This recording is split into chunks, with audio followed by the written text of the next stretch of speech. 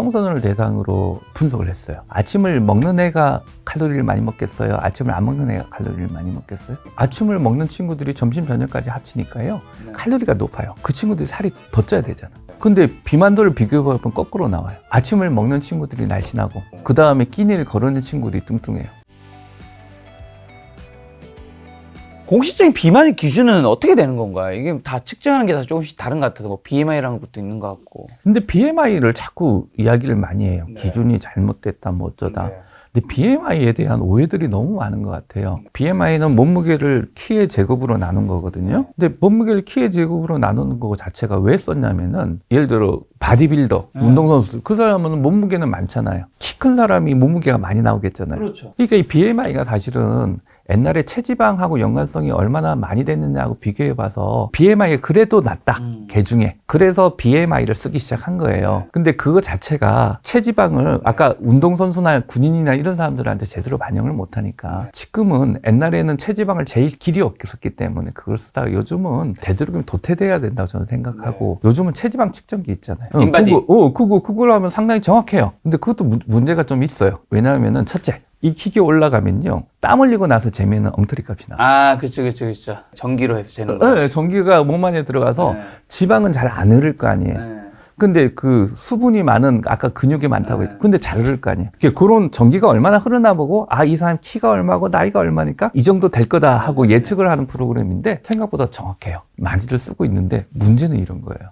아까 이야기했던 대로 땀 흘리고 재면 안 되는데, 옛날 생로병사의 비밀이라는 프로그램, MC도 잠시 하고 했던 프로그램인데, 이런 적이 있어요. 반신욕을 하면은 살이 빠진다. 2000년대 초에. 네, 많았죠. 근데 반신욕을 하는데, 그래서 임상 실험을 하더라고.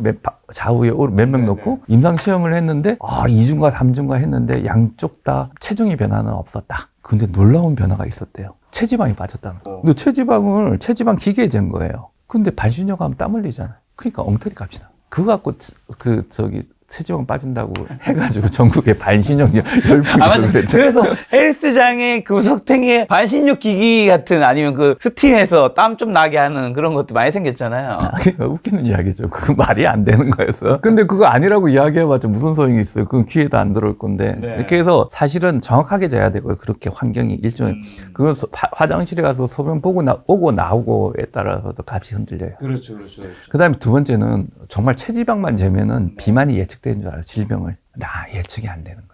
여성들 보면은 아랫배하고 허벅지 이런 데 지방이 많잖아요. 그렇죠. 남자도 여기 많죠. 남자는 많긴 해. 남자는 아랫배 쪽은 좀 적어요. 여성보다는. 왜 그러냐면 여성은 에스트로겐이나 여성 호르몬 때문에 그런 거거든요. 아랫배하고 이쪽에 지방이 많으니까, 실제적으로 근데 아랫배하고 이쪽에 허벅지나 엉덩이에 많은 지방은 건강하고 무관해요. 오히려 이게 많으면은 질병 예방이 된다는 보고도 있어요. 그게 별 문제였는데, 근데 그런 여성들 체지방 측정하면 어떻게 되겠어요?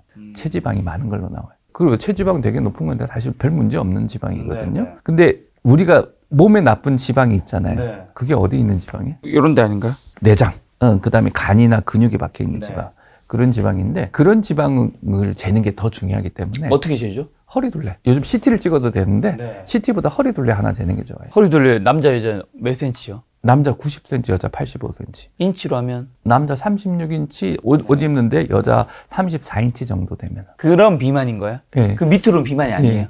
제가 이 기준을 처음 제안을 했는데 정말 통계적으로 많은 분석을 했어요. 근데 남자 여자 한 5cm 정도 차이를 주면 좋겠다고 생각을 해서 결론이 그렇게 나와서 그렇게 했는데, 문제는 뭐냐면 이렇게 보시면 될 것 같아요. 폐경 전에는 남자 여자 5cm 차이 주면 좋은데, 폐경 후에는 둘 다 90으로 보는 거야. 왜냐하면 여성 호르몬이 사라지잖아요. 그건 남자가 똑같아져요, 여성들은. 남자 여자 90, 90으로 보면 되는데, 그렇게 하면 너무 복잡하니까 90, 80으로 계속 가고 있는 거죠. 그럼 저 궁금한 게, 제가 키가 172거든요.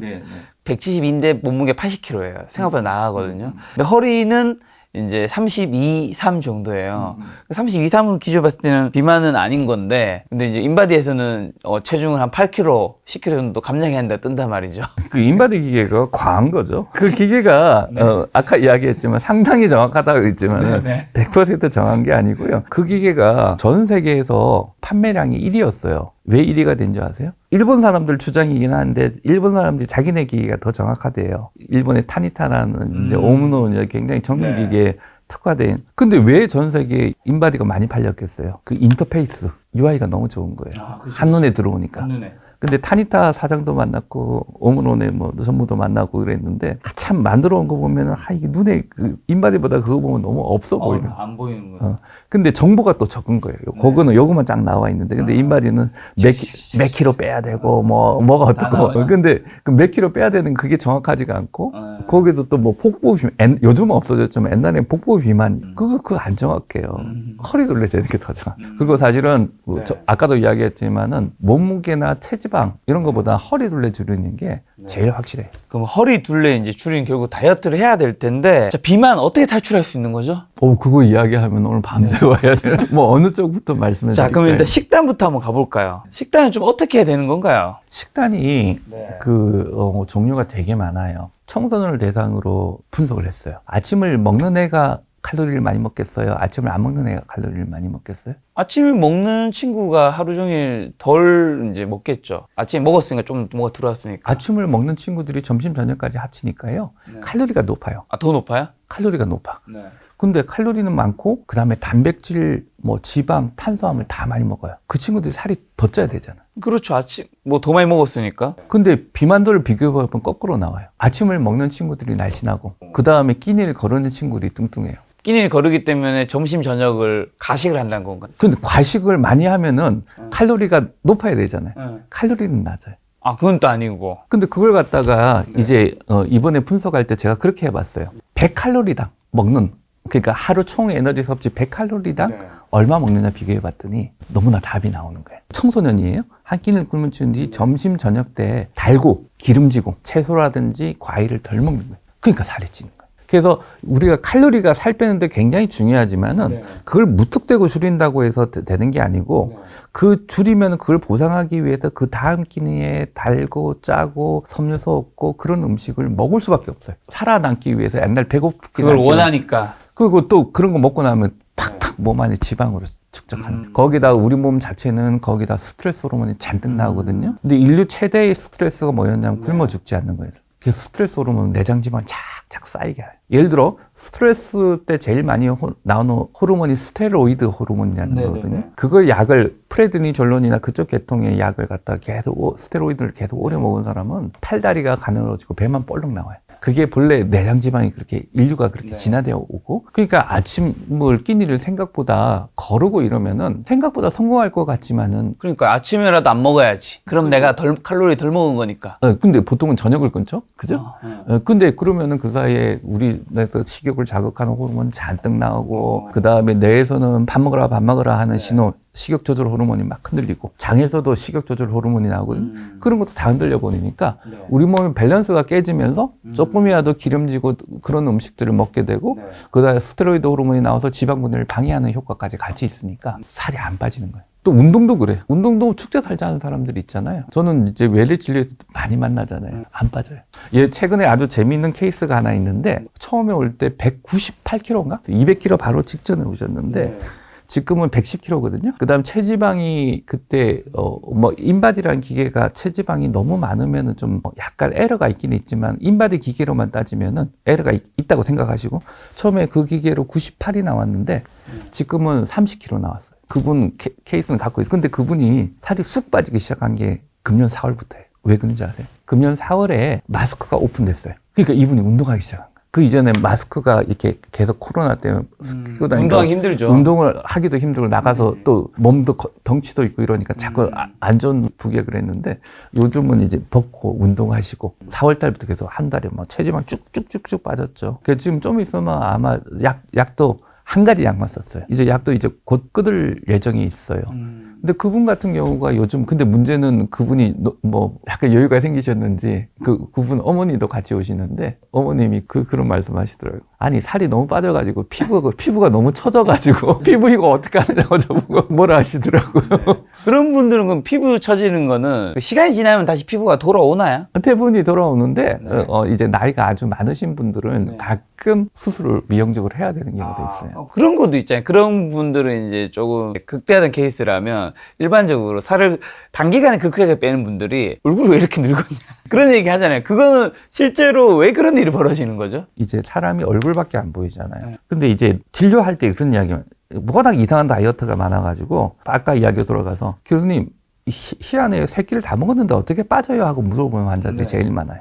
그 다음에 두 번째는 남들도 살 빠졌다고 안 알아줘요. 근데 뱃살은 많이 들어가. 왜냐하면 얼굴살이 안 빠지니까. 그런 이야기 많이 하는데 사실 얼굴살부터 빠진 사람은요, 이게 뱃살은 잘 안 주는 사람들이 있어요.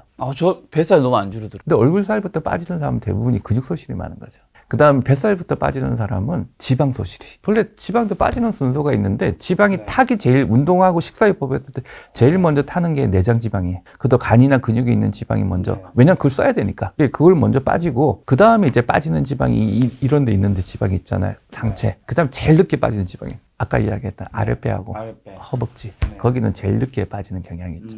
그래서 사람들이 처음에는 긴가민가 하다가 와서 실제적으로 다이어트 하고 나서 그렇게 빠지는 보고 신기해 하시는 분이 대부분이에요. 그리고 교수님 저 살이 안 빠져서요 하고 들고 오는데 체지방 측정해 보면 그렇고 허리 돌려면 이렇게 줄었는데, 그다음 며칠 전에도 방송팀이 와서 촬영해 갔는데 그 이전에 또 EBS에서 귀하신 몸이라는 프로그램을 처음 만들었어요. 근데 EBS 귀하신 몸이 처음 할 때 첫 그걸 갖다가 비만으로 하고 싶다고 연락이 와서 같이 합시다 하고 했었는데 그분들 보면은 다 뱃살부터 빠졌어요. 허리들이 푹푹 줄어드는. 그 다음에 이제 며칠 전에 왔을 때는 이제 나트륨 갖고 방송을 했는데 나트륨도 똑같아요. 나트륨도 줄이고 이러면은 짠 음식 줄이고 하면은 다들 그 몸무게는 조금 빠지는 사람들이 있는데 다 허리둘레는 기본적으로 다 줄어. 그래서 사실 살 빼기 제일 쉬운 게 내장 지방 태우고 허리둘레 줄이는. 그쪽 지방이 맨 처음 이상한데 그게 아니라 얼굴부터 빠지는 사람은 근육 소실이. 얼굴부터 빠진 분들 뭘 잘못한 거죠? 보통은 극단적인 다이어트를 하는 경우가 많죠. 탄수화물, 단백질, 지방이 균형을 잡아야 되는데 탄수화물 극단적으로 안 먹으면 어떻게 되는 줄 아세요? 우리 몸에서 탄수화물을 쓸 수밖에 없는 장기가 있어요. 아주 중요한 장기예요. 머리인가요? 뇌인가요? 뇌? 네, 맞아요. 뇌는 포도당 아니면 안 써요. 그 다음에 심장, 콩팥, 이런 중요한 당기들이 쓰는데 그런데 쓰고 있는 당을 빨리 분해할 수 있는 건 뭐냐면은 탄수화물 분해해서 포도당으로 만들었으면 제일 빠른데 그게 안 되니까 탄수화물 극단적으로 제한하니까 우리 몸에 있는 다른 영양소를 비해서 탄수화물 비슷한 걸, 포도당 비슷한 걸 만들어야 돼.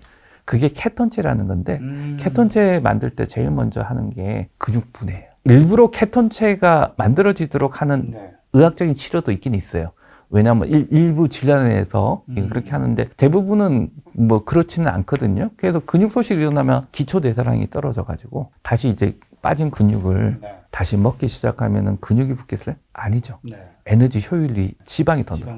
그럼 근육은 갈수록 빠지고 지방은 점점 늘어나고 그 몸무게도 더 찌게 되고 그러다 보면 요요 현상을 겪고 나서 나중에 이제 진료실에서 만나보면 근육은 요만밖에 없고 지방만 이렇게 많은 사람들이 되고 근데 그런 분은 전에는 한 달에 10kg 뺐는데 이제 안 돼요 하고 이제 오시는데 당연한 거예요. 그런 분들한테 저는 드릴 수 있는 얘기가 거의 대부분이 그러세요. 힘듭니다. 열심히 하셔야 돼요. 아니면은 못 뺍니다 평생. 그렇게 이야기하고 시작을 해야 되는 거죠. 탄수화물도 어느 정도 먹어줘야 된다라는.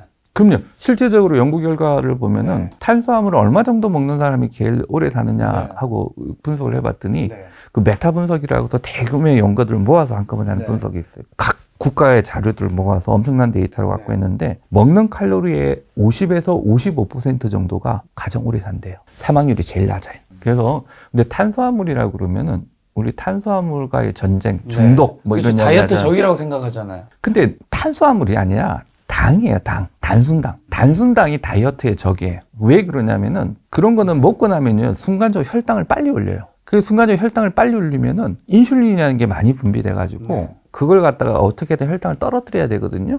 혈당이 너무 많이 올라가면 우리 사람이 혼수 상태에 빠지고 그래요. 그래서 그걸 조절을 해야 되는데 이 인슐린이라는 게 많이 분비되면은 지방 분해가 안 돼요. 떠다니는 지방도, 피 속에 떠다니는 지방도 지방 세포 안에 막 넣으려고 해요. 근데 인슐린이 또 장기간 오래 많이 되면은 인슐린이 작용하는 간이나 근육이나 이런 장기들이 기능이 떨어져서 당뇨병으로 발전을 하고 인슐린이 또 암을 일으키기도 해요. 인슐린이 아주 많이 오랜 기간 분비됐을 때 아까 이야기한 대장암이나 이런 암을 유발하기도 하기 때문에 어떻게든 인슐린 분비를 좀 천천히 하면서 먹었을 때 탄수화물이 혈당을 천천히 올려주게 하는 그런 탄수화물이 좋은데 그래서 방금 얘기한 당 있잖아요. 단순당. 그런 당과는 비만이 서로 안 맞아서 적이죠. 그 우리의 적인데 우리가 일반적으로 천천히 올리는 당, 예를 들어 흰 빵보다는 통밀빵이에요. 통밀빵. 흰 쌀밥보다는 작고.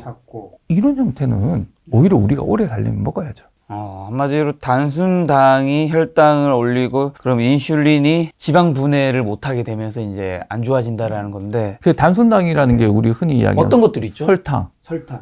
그 다음에 그 음료 먹을 때 과당, 같은 음식을 먹어도 혈당을 빨리 높이는 음식들, 아까 이야기했던 흰쌀밥, 흰빵, 뭐 감자, 뭐 등등 있죠. 감자도 빨리 올려요? 감자가 좀 높아요. 감자랑 건 고구마 중에는 고구마가 그래도 상대적으로 섬유소가 많아서 우리 그런 거 많이 하잖아요. 네. 그 뭐 현미밥 먹어라. 네. 근데 현미가 사실은 쌀이잖아요, 그게. 현미 별로 안 좋아해요? 근데 현미가 쌀인데 그 겉을 덜 깎은 거예요. 그 다음에 자강이라고 해서 더 덜 깎은 것도 네. 먹는 사람이 있던데 그런 거 먹으면은 성분은 똑같은데 왜 이게 혈당을 천천히 올리냐. 그거는 이제 겉에 싸고 있는 섬유소라든지 이런 네. 것들이 있기 때문에 소화가 늦게 돼서 그래요. 네. 그래서 같은 밥을 먹더라도 천천히 소화될 수 있고 천천히 네. 먹으면은 흰쌀밥을 먹더라도 천천히 먹으면은 그 효과가 있는 거죠. 그다음에 현미가 상당히 좋긴 좋은데 현미만 먹는 것은 별로예요. 이게 번갈아서 먹어야 돼요. 현미 먹었다 뭐 먹었다가 예를 들어 현미 같은 경우는 옛날에 저 식약처에서 부탁을 해서 우리 병원에서 같이 그걸 한 적이 있는데 파이테이트라는 성분이 있는데 그게 칼슘을 이렇게 잡아가지고 빼내요 밖으로. 현미만 먹으면은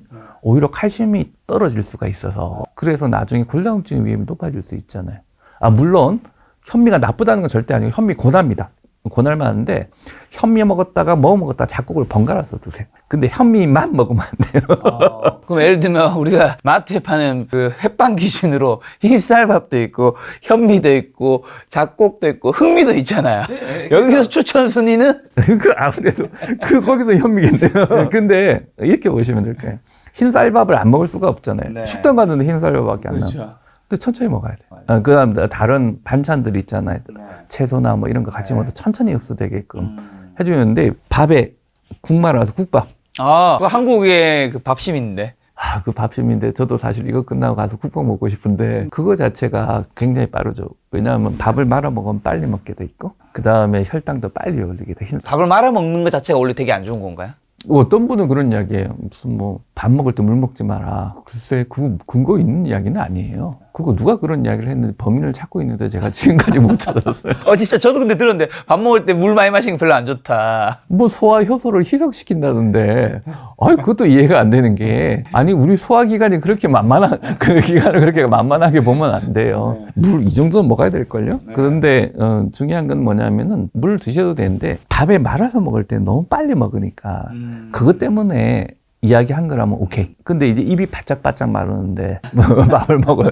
그리고 이 음식도 물이 좀 들어가고 수분이 들어가 있는 음식이 부피가 감이 생겨서 포만감을 빨리 유발해요. 그래서 밥에 물 말아 먹거나 뭐 국밥 형태로 먹는 것보단 먹으면서 수분 섭취를 충분히 해주는 게 소화도 잘 되고 여러 가지 면에서 이로운 면이 많아요. 자, 그러면 탄수화물과 단백질, 지방의 비율은 몇 대 몇 정도가 적당한 건가요? 그거 자꾸 물어보시는데 그럼 말씀드려봤자 지키는 분은 없어요. 하지 말고. 그래도 조금 원하신다 그러면은 우리나라 뭐 벌써 이제 통계를 계속 내보니까 30년째 통계를 내는데 점점 그렇게 가고 있는 것 같아요. 단백질은 하루에 한 20% 정도 칼로리에, 그 다음에 지방은 한 30% 내외, 그 다음에 탄수화물은 50% 내외. 그 정도가 좋은 것 같아요. 50, 20, 30. 그럼 식사량은요? 식사량은요, 사람마다 달라요. 근데 자기가 다이어트를 해야 된다고 그러면은 되도록이면 줄여서 먹는데 저는 1200칼로리 미만으로는 잘 안 해요. 우리 영양사 선생님도 되도록이면 1200칼로리 이하로 잘 안 가려고 그러는데 근데 1200칼로리 이하로 가면은 미세 영양소가 좀 부족해진다는 보고들이 많아서 되도록이면 건강을 위해서는 1200 안 가도 되는데 평소에 먹던 칼로리 한 500칼로리만 줄이기 시작하더라도 살이 빠지기 시작해요. 그 다음에 중요한 건 뭐냐면은 아까 이야기한 걸로 돌아가서 끼니 거르는 것보다는 조금씩 나눠서 1200 맞춰서 먹는 게 좋아요. 근데 끼니를 거르게 되거나 뭐 이러면은 차라리 간식을 먹는 게 나아요. 끼니 걸으면 아까 이야기한 여러 이유로 그런데 예를 들어 내가 저녁 때 회식이 있다. 그러면 가기 전에 그 뭐 아주 맛있는 고기 먹는 집이야 좀 아깝지만은 덜 먹으면은 비싼 돈 먹는 그렇지만은 미리 한 2-3시간 전에 과일 하나라든지 섬유소 많은 거 열대 과일 말고 열대 과일 혈당을 빨리 올리니까 아니면은 뭐 호밀빵에 우유 한 잔 정도 가볍게 먹어놓고 가면 먹는 양이 줄어요. 그런 아이디어들이 필요하죠. 차라리 간식을 먹는 게 살 빼는 게 1위예요.